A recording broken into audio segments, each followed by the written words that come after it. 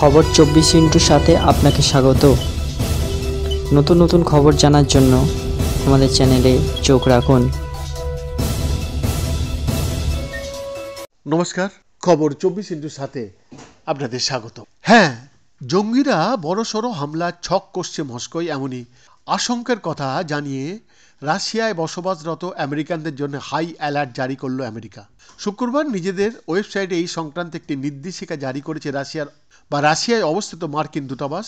আগামী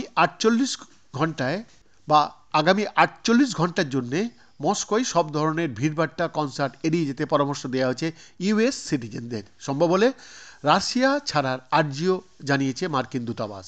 কিন্তু কেন, কারা হামলা চালাতে পারে? আমেরিকা কি ইউক্রেনীয় বাহিনী থেকে সতর্ক থাকার কথা বলল? তাহলে জঙ্গি হামলার অ্যালার্ট কেন? বিস্তারিত কিছু ব্যাখ্যা করেনি দূতাবাস, শুধু জানিয়েছে এই সংক্রান্ত কিছু গোয়েন্দা রিপোর্ট তাদের হাতে এসেছে। আশঙ্কা কিন্তু অমূলক নয়।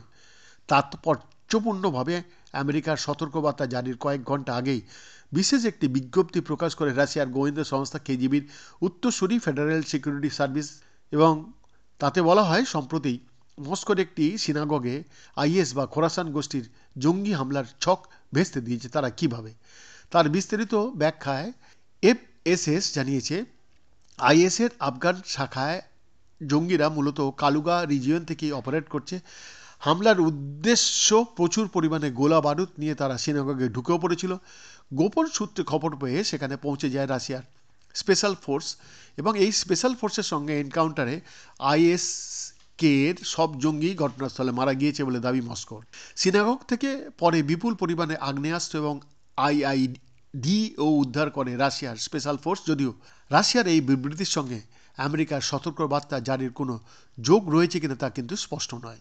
বরং আমেরিকার অ্যালার্ট জারির মধ্যে অন্য একটি অ্যাঙ্গেলও দেখছেন ওয়াকি মহলের একাংশ। তাদের মতে, ইউক্রেনে যুদ্ধের শুরুর পর থেকেই নানাবিধ নিষেধাজ্ঞা জারির জেরে রাশিয়া আমেরিকার সম্পর্ক যেভাবে তলানিতে ঠেকেছে, তাতে আমেরিকার পক্ষে নিজের নাগরিকদের রাশিয়া খালি করার পরামর্শ অস্বাভাবিক নয়। 15 থেকে 17 মার্চ রাশিয়ার প্রেসিডেন্ট ইলেকশন পর্ব।